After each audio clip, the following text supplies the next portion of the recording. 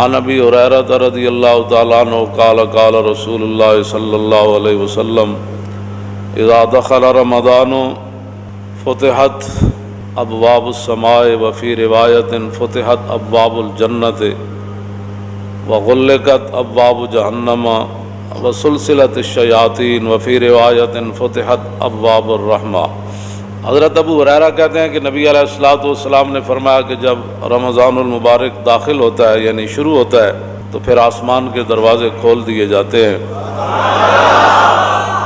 اور ایک روایت میں یہ ہے کہ جنت کے دروازے کھول دیے جاتے ہیں اور جہنم کے دروازے بند کر دیے جاتے ہیں، وسلسلت الشیاطین اور شیطانوں کو جکڑ دیا جاتا ہے، اور ایک روایت میں یہ ہے کہ رحمت کے دروازے کھول دیے جاتے ہیں۔ عن سہل بن سعد قال قال رسول اللہ صلی اللہ تعالی علیہ وسلم فی الجنت ثمانیۃ ابواب منہا باب یسمى الریان لا يدخلہ الا الصائمون۔ نبی علیہ الصلوۃ والسلام نے فرمایا جنت کے 8 دروازے ہیں، ان میں سے ایک دروازے کا نام ریان ہے، تو فرمایا اس سے صرف روزے دار داخل ہوں گے۔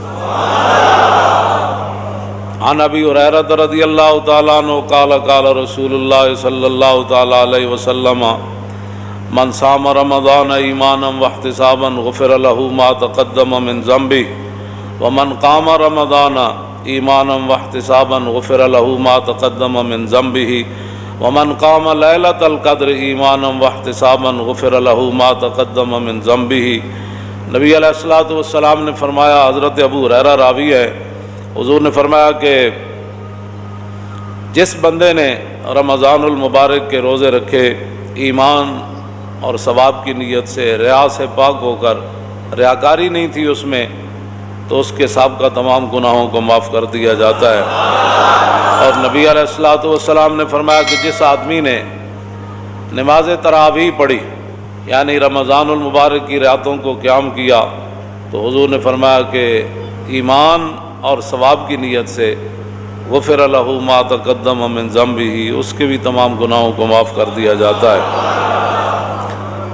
اور نبی علیہ الصلوۃ والسلام نے فرمایا من قام لیلۃ القدر ایمانا واحتسابا، اور حضور نے فرمایا کہ جس نے لیلۃ القدر کی رات قیام کیا یعنی اس کو زندہ کیا اور ساری رات وہ اللہ کے سامنے کھڑا رہا ایمان اور ثواب کی نیت سے، تو حضور نے فرمایا اس کے گناہوں کو بھی معاف کر دیا جاتا ہے۔ جو نبی علیہ الصلوۃ والسلام مبارک تقریر فرماتے تھے نا، انس بن مالک کہتے ہیں کہ کلما خطبنا رسول اللہ صلی اللہ تعالی علیہ وسلم الا قال لا ایمان لمن لا امانۃ له ولا دین لمن لا عہد له۔ انس بن مالک نے 10 سال ظاہر ہے حضور کی خدمت کی، تو کہتے ہیں میں نے حضور کا کوئی کم ہی ایسا خطبہ سنا ہوگا جس میں حضور نے تقریر سے پہلے یہ نہیں فرمایا لا ایمان لمن لا امانۃ له، فرمایا اس کا تو ایمان ہی نہیں جس کے اندر امانت داری نہیں ہے۔ کلمہ بہت کم ایسا کوئی خطبہ ہوگا جس خطبے کے شروع میں حضور نے یہ نہیں فرمایا کہ لا ایمان لمن لا امانۃ له، امانت وہ حکمرانوں کے پاس ہو، وہ مولویوں کے پاس ہو، حافظوں کے پاس ہو، وہ قاریوں کے پاس ہو، وہ محدثین کے پاس ہو، وہ صوفیوں کے پاس ہو، وہ غوثوں کے پاس ہو، وہ عوام کے پاس ہو، وہ باپ کے پاس ہو، وہ ماں کے پاس ہو، جس کے پاس بھی جو امانت ہے، یہ مراد نہیں ہے کہ صرف حکمران اس سے مراد ہے۔ ہاں، جو امانت اللہ نے، حضور نے فرمایا یہ بچے تمہارے لیے امانت ہے۔ چھوٹی عید کے خطبے میں حضور نے فرمایا کہ یہ اولاد جو ہے تمہاری امانت ہے تمہارے پاس۔ کیا مطلب؟ دین کی طرف لگانا، کل اس امانت کے بارے میں بھی تم سے پوچھا جائے گا۔ حضور نے فرمایا لا ایمان لمن لا امانۃ له، اس کا تو ایمان ہی نہیں جو امانت دار نہیں، ولا دین لمن لا عہد له، اور فرمایا جو وعدے کا پاسداری نہیں کرتا اس کا تو دین ہی کوئی نہیں۔ انجاب حضور کا خطبہ کیسے ہوتا، آگے ذرا تھوڑی سی میں تاکہ وضاحت اور کر دوں۔ عن جابر ابن عبداللہ قال کان رسول اللہ صلی اللہ تعالی علیہ وسلم اذا خطب احمرت عیناہ وعلا صوت واشتدت غضبہ کانہ منذر جیش یقول سبحکم ومساکم۔ جابر بن عبداللہ کہتے ہیں کہ جب نبی علیہ الصلوۃ والسلام خطبہ ارشاد فرماتے، حضور تقریر فرماتے، تو حضور کی مبارک آنکھیں سرخ ہو جاتی، تقریر تو وہ ہوتی ہے. پھر اور کیا ہوتا؟ وَعَلَىٰ صَوْتُهُ، حضور کی آواز مزید بلند ہو جاتی.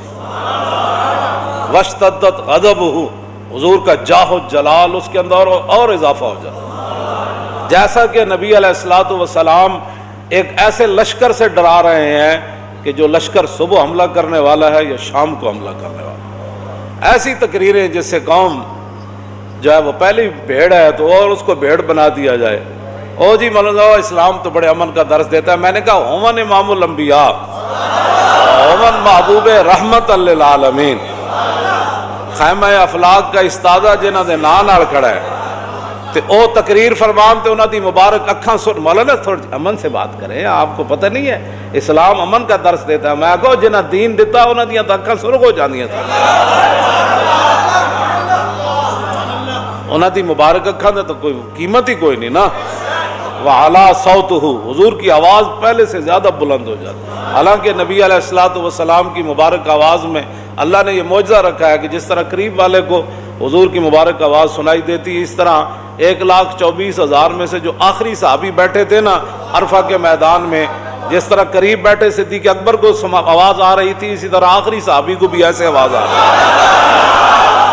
تو میرے آقا و مولا کی مزید آواز بلند ہو جاتی. وَعَلَىٰ صَوْتُهُ، اور وَاشْتَدَّتْ غَضَبُهُ، اور حضور کے جاہ و جلال میں اور سختی آ جاتی. قوم کو یہ مزاج بتایا ہوتا نا کہ حضور ایسے خطاب فرمایا کرتے جی، تو پھر قوم ہماری ناموس رسالت کے مسئلے کو بھی سمجھ جاتی، پھر حضور کی عظمت کو بھی سمجھ جاتی قوم، اور پھر رسول اللہ کی ختم نبوت کے مسئلے کو ایسے سمجھ جاتی کہ ایسے تلوار بھی کھڑی ہو حضرت حبیب بن زید کے سر پر، مسلمہ خود اٹھ کر کھڑا ہو جائے کہ بتاؤ میں کون ہوں.